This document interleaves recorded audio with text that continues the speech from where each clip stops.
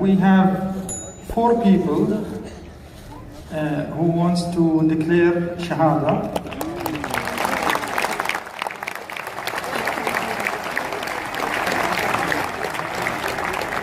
So they can come to the stage.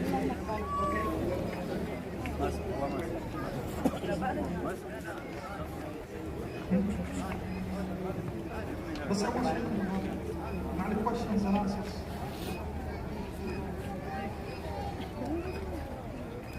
It's very easy to become a citizen of the Muslim nation. All you have to say is the password, which Sheikh Zakir inshallah will teach it to our new brothers.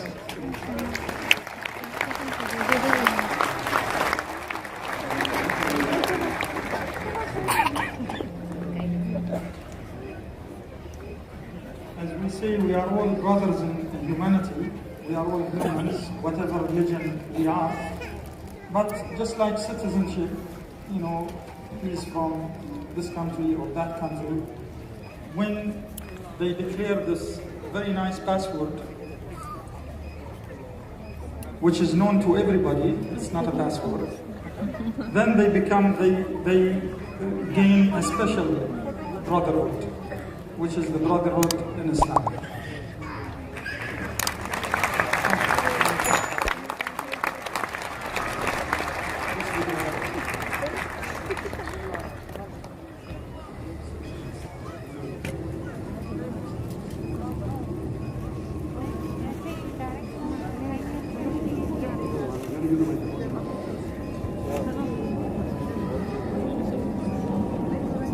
May I know your name, brothers? Can I have the name? Jomar. Your brother? My name is Vincent. Wilson. Gilbert. Sorry? Gilbert. Steven. I would like to ask you a question that do you believe that there is one God? All of you? All of you believe? And do you believe that Prophet Muhammad is the messenger of God? Do you believe?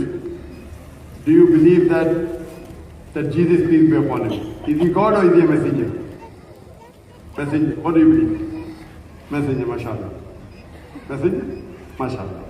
Yes, that is one of the fundamentals of faith, that we believe that Jesus Christ, peace be upon him, is not God but is the messenger of God. I would like to ask you,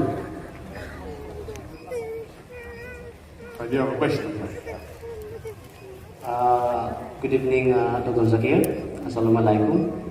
So, beginning from me, I was raised Christian. Believe me or not, from I woke up from the childhood and become a mature, I didn't open Bible. That is really true. And everyone, and even until now. But someone came to me and introduced me about Islam. So one thing left in me, since last 15 days, I started to read Quran and search about Islam. So one thing that I want to know regarding Islam and regarding become a Muslim, I prepared some questions. I prepared some notes here, which is I found in the YouTube, in other articles in the internet, that it says these words came from Prophet Muhammad, peace upon him. So I want to read this. Then I want an answer from Dr. Zakir regarding any clarifications. I don't have any doubt to become a Muslim. I believe in one religion. But then I want to clarify first before my heart open and accept the Islam and become a Muslim. Sure. Can I have the question, please? Yeah. So Prophet Muhammad, peace be upon him, said, "Whoever killed a person having a treaty with the Muslims shall not smell the smell of paradise, through its smell is perceived from the distance of the 40 years. Another thing, if anyone kills a man who grants protection prematurely, Allah will forbid him to enter the paradise. Another thing, Allah the Almighty tortures those who torture people in this life." So my question is there any human? Can you repeat the second and third hadith, please? The second. Can you come in the front here, please? I'm looking at this. The second is, if anyone kills a man who he grants protection prematurely, Allah will forbid him to enter paradise. So my question for this statement from Prophet Muhammad, peace be upon him, is there any written in the book that... Can I request that the parent can take the child out, please?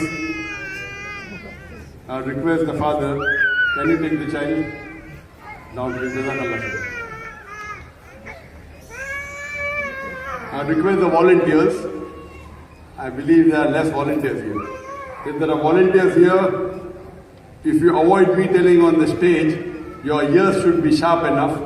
It is mentioned very clearly that children below the age of 8 should not be allowed here. So you see to it that the volunteers, the ears should be sharp enough. The moment you hear the cry the first time, the second time it should not be heard. So I request the volunteers to be active. And I request the parents themselves, you do it voluntary, because the Sharia says let a small loss take place to prevent a big loss.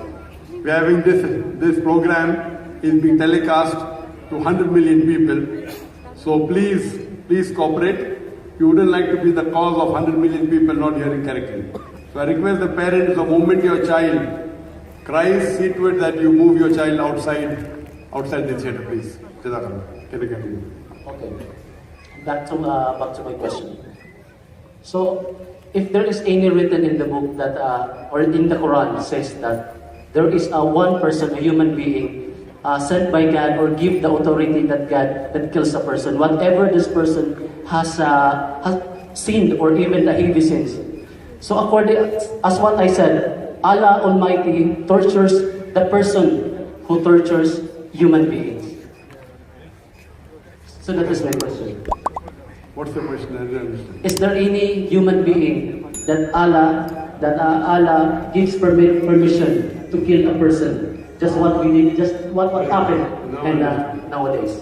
I was asking a question that does Allah give permission for you to kill any other human being? The hadith is called that if there is a tie, like the hadith, he quoted 3 hadiths. One hadith says that if there is a peace treaty between the Muslims and the others, you have to protect that person. If you don't, then you will not enter Jannah. The second says that you cannot kill a person who is under peace treaty. If you do that, you shall not enter Jannah. All these verses talk about you should not kill any other human being which is under treaty. There's also another verse in the Quran which I quoted in my talk, which is a very important verse in the Quran. In Surah Ma'idah chapter 5 verse number 32, we say that if anyone kills any other human being, whether it be a Muslim or non-Muslim, unless it be for murder or for spreading corruption in the land, it is as though he has killed the whole of humanity. And if he saves any human being, he has saved the whole of nation. So according to the Quran as well as the Hadith, you cannot kill any innocent human being. And a question, who can you kill? Only that person, as the Quran says,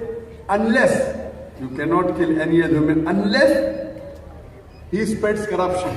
So if a person spreads corruption in the land, then you can kill him. Do not kill any other human being unless he commits murder. If someone has murdered someone, and then if you murder him, Quran gives permission. Secondly, if he spreads corruption in the land, for example, if a man goes and rapes a woman, it is spreading corruption. So the penalty in Islam for rape is death penalty. So the only 2 places where you can kill any other human being is that if he is spreading corruption in the land or if he has committed murder. Spreading corruption can include many things.